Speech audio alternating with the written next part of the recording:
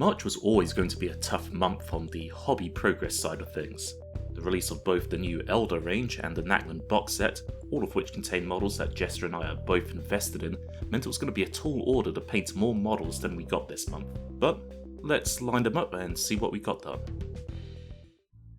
The month started off strong. My new indoor airbrush booth arrived, and eager to test it, I got to work on this Vargsgear model from Cursed City. If you follow me on Instagram, you'll have already seen this model. I'm particularly happy with this one as it's probably my best painted model to date. I was inspired to try a few different techniques after watching a Squidmar video where he goes into how the majority of his painting these days is actually done using contrast paints through an airbrush. I decided to give that a go, and this was the result. I did use some regular layer paints, thinned and applied through the airbrush for the large beige areas of the model, as well as a final dry brush on the fur. I think there's some areas I could glaze down still on this model, but overall, I'm happy. Next up, we have a Plagueburst Crawler. This thing has been sitting in my backlog for a while, as I bought it as part of the first Christmas box set for the Death Guard that Games Workshop released a few years ago. Despite being a larger model, combination of zenithal highlighting, thinly applied paint through an airbrush, and an over-generous amount of washes meant it didn't take as long to paint as it might have done. Apparently, these things are quite good in game. I'd get more of them, but I'm gearing up to go back to my Black Legion later this year with the upcoming codex. With the larger model done, I decided to get some smaller stuff out of the way, so it was back to Cursed City, where I tackled the Virkos Bloodborne. These former nobles turned against their kin and pledged their allegiance to their new vampire master Radukar in exchange for the Bloodkiss. These were painted using similar colours and techniques to the Vargsgear. I just had to be more careful with my application of paint due to the smaller size of these models.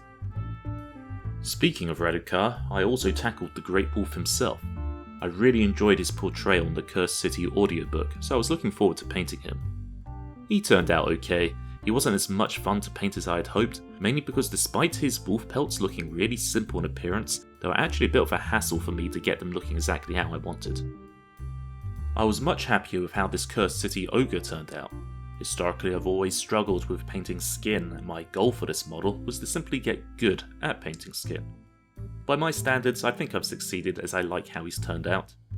I basically painted the skin in a similar manner to Darren Latham's masterclass tutorial video, but skipping a lot of the intermediary steps that aren't required for a non-display piece model. I used the rest of this model as a means to practice stepping away from the Games Workshop method of painting, with the non-metallic areas largely being thinned paint over a zenithal highlight, and then adding a final bit of edge highlighting where I deemed it necessary. By this point in my painting, March was rapidly running out of days.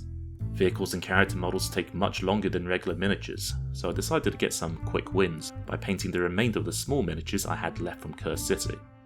Here we have the bats. These were painted in a similar manner to the undead rats from last month. Here we have the remainder of the smaller miniatures. Each of these was quick and easy to paint. I currently have no idea what any of them do in game, but I'm hoping to find out before long. There's a conspicuous lack of kilting miniatures from me this month. Thankfully, Jester was able to step up and painted a unit of Custodes Wardens, 4 of which form her basic Custodes kill team, which star in our next battle report. She wanted to go for a non-conventional basing scheme, and I think she definitely succeeded here. The Meadow of Flowers look is certainly quite different, but it's indicative of an Imperial Garden world which we rarely get to see represented on the tabletop. Since I mentioned battle reports, if you're looking for some to watch whilst I'm editing the next one, I highly recommend checking out GFN Gaming if you have not done so already. GFN Gaming's battle reports are very professionally done, and he clearly knows what he's doing with video editing. His style is a bit different from ours, but it's aspirational level work, of a quality I'm hoping to reach someday. Absolutely worth checking out if you have not done so already. Finishing up our completed models this month, Jester was able to complete one of the new Elder Rangers from the Eldritch Omens box set, and 2 Swooping Hawks who have been in our backlog for so long, these models are actually made out of metal and not finecast. Most of Jester's painting time this month was spent finishing off the remaining zombies from Cursed City. When these models first came out, they were undoubtedly an upgrade over the old kit, but I generally thought that they were too over-stylized with all the plant roots and stuff growing out of them. However, having seen them in the flesh, I'm now a fan of these models. They're very creepy and the detail on them is great.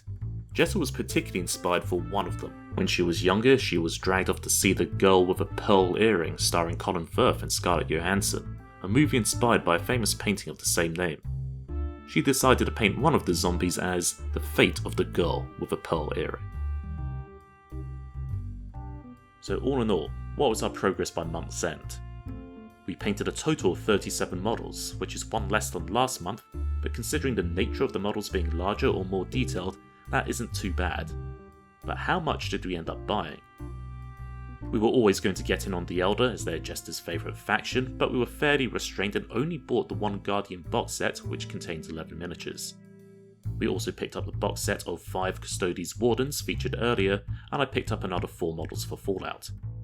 This is relatively modest until we get to the fact we had a major kill team release this month, the MacLeod box set, which feature forces we both use, and added an extra 20 miniatures to the list for a total of 40 models, leaving us with a progress amount of -3 models. Not every month is going to be like this, so it's not too bad.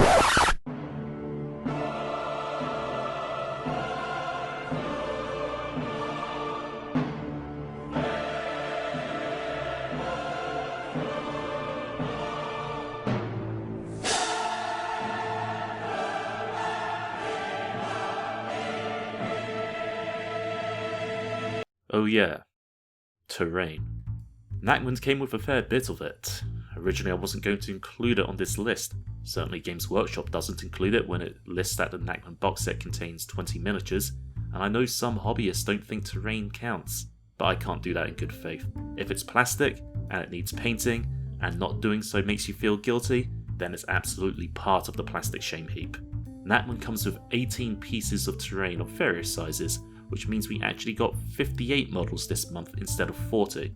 Having had this realisation, I got to work painting my Chalneth terrain, which is now almost finished, but it certainly ate up my painting time. So, including this finished terrain here, which I also painted in March, that means the actual progress for this month is -15 models.